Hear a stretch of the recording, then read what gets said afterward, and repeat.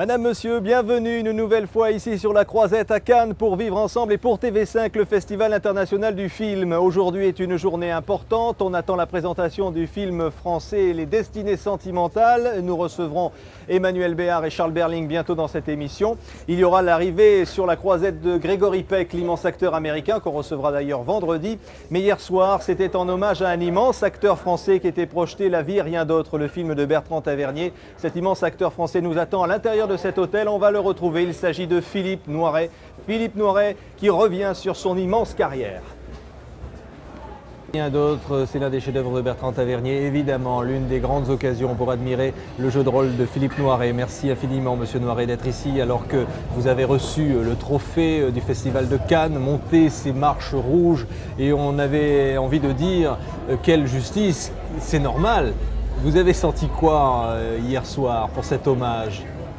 Ouais, écoutez, le fait de prendre un peu d'âge m'a amené à une grande simplicité, c'est-à-dire qu'on m'a fait part de cette décision du Festival de Cannes et je l'ai pris comme ça m'était donné, c'est-à-dire avec gentillesse et avec courtoisie. Je crois que ce sont des choses qu'il n'y a aucune raison de refuser. Alors, on est ici, le restaurant d'un des grands hôtels, d'un grand palace de Cannes. Vous avez beaucoup de souvenirs de Cannes? Ça vous rappelle des choses?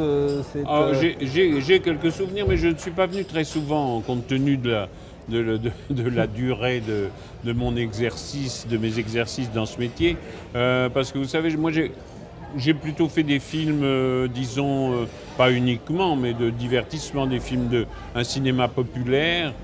Et bon, c'est rarement la place les films populaires ont rarement leur place dans les sélections du festival. Mais enfin, j'en ai eu quelques-uns. J'ai eu Force Sagan, j'ai eu... La Grande Bouffe, la Grande Bouffe, souvenir. Oui. C'est-à-dire là, le scandale, parce que c'est ça aussi, la Cannes. Oui. C'est quand ça bouge, hein, quand un film dérange. Oui, ça fait partie du contrat, je veux dire. Tous les ans, il y a une raison ou une autre. Là, il y en avait plusieurs, parce qu'il y avait le film de Jean Eustache aussi, La Maman et la Putain. Alors, ça a déchaîné les foudres de quelques Philistins du genre Jean Cau, François Chalet et autres Michel Droit qui nous ont traînés dans la boue. Enfin, on est reparti avec quelques lauriers sur la tête et le smoking couvert de crachats au propre comme au figuré. Plutôt au figuré comme au propre d'ailleurs. Alors, il faut bien parler de cette carrière. Regardez un peu en arrière, peut-être que vous n'aimez pas trop ça, mais là, quand on récompense un acteur comme vous du trophée du festival, on se dit qu'il faut se souvenir que vous avez quand même commencé au cabaret. J'ai commencé au théâtre, j'ai fait du cabaret aussi un moment tout en faisant du théâtre. Et puis ensuite en 60, enfin même un peu avant avec La Pointe courte d'Agnès Varda en 54. Mais donc j'ai commencé à faire du cinéma vraiment en 60. C'est-à-dire au départ un comique? Non, pas vraiment. Des bonheurs quand même. Toujours, oui, des personnages un peu très variés parce que je n'avais pas d'emploi particulier. Vous savez, j'étais pas fini physiquement. J'étais ni un jeune premier, ni un valet, comme on disait. Donc j'ai joué beaucoup de rôles beaucoup plus âgés que moi au théâtre. J'ai joué le père de Villard ou de Maria Cazares. J'avais 23 ans, 24 ans. C'était des exercices assez rigolos. Et puis quand j'ai eu 40 ans, j'ai commencé à avoir l'âge de mes emplois, si vous voulez. Donc c'est là que j'ai commencé vraiment à avoir des rôles plus importants au cinéma. Tu fais encore ton sale commerce, le grec, hein? J'ai ma licence d'exportation d'animaux et cette fois-ci, Victor, ça va te coûter cher, je te le dis. Moi, je te garantis que je vais te tailler la peau des fesses si tu continues ton trafic dégueulasse! Commandant, arrêtez-le! Victor, les volatiles n'étaient pas à toi. Ces volatiles, comme tu dis, n'étaient à personne. Mais comme ça, ils ne pourriront pas dans des eaux dégueulasses pour que ces ordures de Poulakis s'en foutent plein les poches. Je suis le commandant de cet aéroport et je te donne d'aller... Tourner avec Hitchcock, est-ce que ça c'est quelque chose que vous en auriez rêvé un jour? Non, j'en rêvais pas parce que c'était complètement improbable et c'était très farfelu d'être là.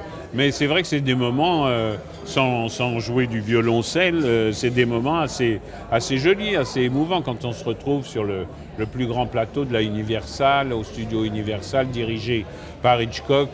C'est assez... Il était, comme on dit, avec les acteurs, très Non, il a été adorable avec ouais. nous parce qu'on dit que c'était un tyran et qu'il méprisait beaucoup les acteurs et tout ça. C'est pas vrai. Avec Piccoli, avec Claude Jade, Danny Robin, les meilleurs rapports avec lui. Je crois qu'il n'aimait pas les acteurs emmerdants, et nous ne l'étions pas. Nous étions tellement heureux d'être là. On avait une grande admiration pour lui. On parlait gastronomie, on parlait femmes, on parlait cinéma. C'était nos 3 sujets de conversation. On s'entendait très bien et il a été aux petits soins avec nous. Et c'était bien évidemment passionnant, quoi, de travailler sous sa direction, je dirais même pas, puisqu'il disait rien. Oui. Mais enfin, on était tellement bien cadrés, on savait tellement ce qu'il attendait de nous, qu'on n'avait rien à lui demander. Alors, les premiers rôles qui rencontrent le grand public, là, vous devenez populaire. C'est Alexandre le Bienheureux, et puis il y en aura bien d'autres. Oui, ça a été vraiment le premier. À ce moment-là, c'est un déclenchement, il y a quelque chose qui change. Oui, parce que, vous savez, pour devenir effectivement, pour que le public vous reconnaisse, il faut jouer des rôles où il s'identifie à vous. Alors, Alexandre le Bienheureux, ça venait juste au moment un peu avant mai 68. C'était dans l'air du temps et effectivement, il y a eu un phénomène d'identification. C'est la première fois. Et il vous ressemble, Alexandre le Bienheureux? Oui, un petit peu, oui. Un peu comme ça, vous avez tendance à rester au lit. Mais je dis bonjour de loin à quelques amis. Mais c'est vrai que quand il y a identification, les gens ensuite vous reconnaissent, c'est le cas de le dire, ils vous arrêtent dans la rue, ils vous écrivent. C'est vraiment la première fois où c'est arrivé. La vie de Château, autre souvenir? La vie de Château, oui, aussi, qui a été un grand succès, qui était un premier film. J'ai eu cette chance d'en faire pas mal, dont celui de Bertrand Tavernier qui passe là au fond. Rapneau aussi, c'était son premier film, avec un des premiers films de Catherine Deneuve, avec Garcin, Pierre Brasseur. Bien sûr. Enfin voilà, oui, on pourrait. Je ne sais pas combien de temps vous avez pour votre émission. Des rôles qui, à ce moment-là, vous ont quand même fait entrer dans un cinéma d'auteur. Et évidemment, Bertrand Tavernier est là, dans cette salle. Et donc, il y a aussi Uranus, il y a aussi de multiples rôles, Cinéma Paradisio, des rôles marquants dont on se souvient. Oui, Le Facteur. Oui, alors ça, c'est aussi des moments où vous engagez dans des films en disant c'est quand même à Paris, il y a un auteur, il y a un réalisateur qui veut faire quelque chose. Non, vous savez, chaque film, c'est à peu près c'est les mêmes démarches. Bon, il y en a qui sont plus ou moins osés, plus ou moins dont on imagine qu'ils vont être plus ou moins difficiles à réaliser. Mais finalement, vous savez, les bons ou les mauvais films, ils sont tous difficiles à faire. Je veux dire, on se donne autant de mal pour faire un film qui sera raté que pour un film qui sera réussi. Parce que ça dépend de tellement de choses qui vous échappent, enfin en tout cas nous, acteurs. Je connais par cœur cette pourriture d'intellectuels fascistes bourgeois et leur haine du prolétariat. Jourdan, vous êtes le fils de vos lectures. Méfiez-vous de vos transports de haine et de fureur. Vous ne me paraissez pas très doué pour la vie. Mais il n'est pas indispensable de rêver à des pelotons d'exécution et à des bagnes pour prendre goût aux réalités. Des rencontres aussi. Oui, bien sûr. J'ai envie de dire d'abord Jean Gabin, parce que vous l'avez rencontré Jean Gabin, tourné avec lui. Est-ce que ça, c'est une rencontre qui reste forcément? Ça a beaucoup compté pour moi. D'abord parce que c'est vraiment peut-être l'acteur que j'admirais le plus, français en tout cas, sans aucun doute. Et puis j'ai beaucoup appris en le regardant. Ça a été pour moi une étape très importante dans ma vie professionnelle. Non pas parce qu'il m'a raconté des choses et on a beaucoup parlé, je l'ai beaucoup fait parler. Il avait ses idées sur le cinéma, non? Oui, il avait des jugements souvent d'une mauvaise foi magnifique sur le cinéma. Leur cinéma, je me rappelle d'une phrase qu'il m'avait dit, commence à m'emmerder avec leur cinéma, comme si lui ne faisait pas partie du cinéma. Non, mais j'ai beaucoup appris. Non, mais c'est ça le grand plaisir, effectivement.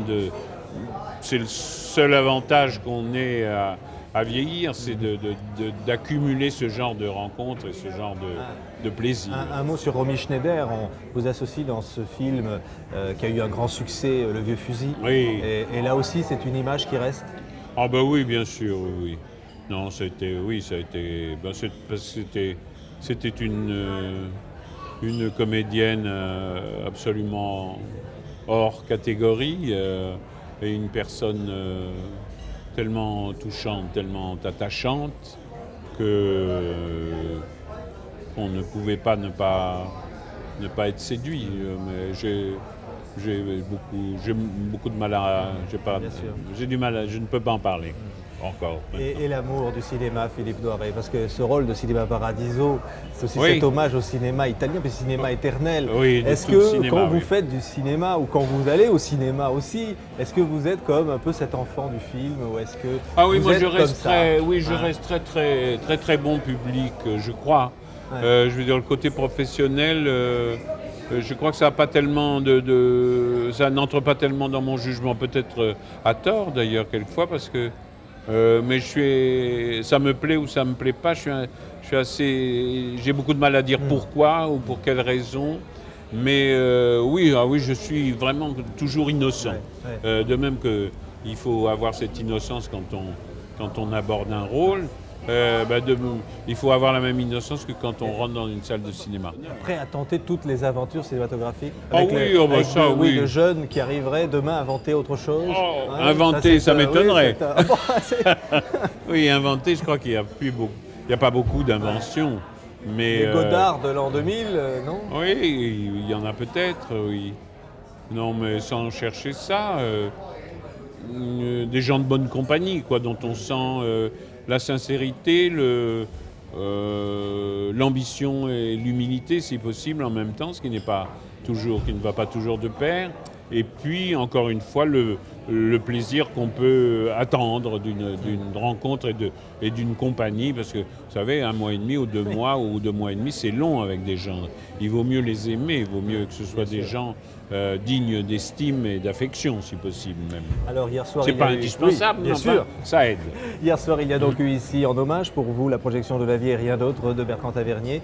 Et TV5 a diffusé ce film sur son réseau mondial en même temps pour vous Ah, très rendre un bien. hommage parfaitement mérité. S'il y avait un mot à dire en conclusion à l'égard du public qui vous porte dans son cœur aussi, parce que vous disiez il y a l'identification avec les rôles, mais non, il y a Philippe Noiret et le public vous porte beaucoup d'affection. Vous le sentez ça quand même? Oui, c'est vrai que je le sens. Oui, que ce soit en France ou en Italie, où j'ai beaucoup travaillé, je sens.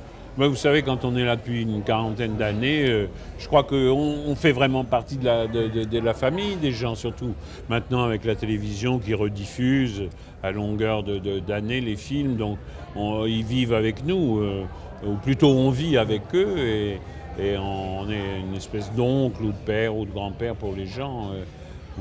Ou de frères ou de cousins selon l'âge des gens, oui. Mais on fait partie de leur famille, c'est sûr, oui. Merci infiniment, Non, Philippe merci, Noiret, de merci nous à avoir vous. accueillis ici dans cet hôtel à Cannes, dans ce cadre merveilleux, à l'occasion de cet hommage amplement mérité. Merci, à vous êtes Merci. gentil. Merci beaucoup.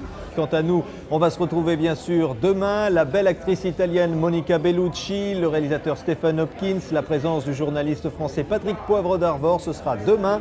La fête du cinéma continue sur TV5.